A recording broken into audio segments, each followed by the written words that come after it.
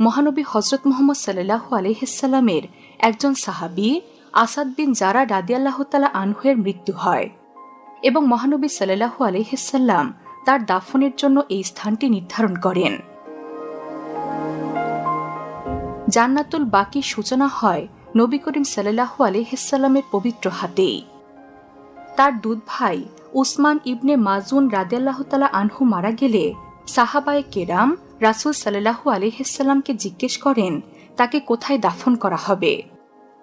মুহাম্মদ সাল্লাল্লাহু আলাইহি সাল্লাম বলেন, আমাকে আদেশ দেওয়া হয়েছে তাকে বাকিউল গারকাতে দাফন করার জন্য। ইসলামের তৃতীয় খলিফা হযরত উসমান রাদিয়াল্লাহু তাআলা আনহুকেও এই স্থানে শায়িত করা হয়।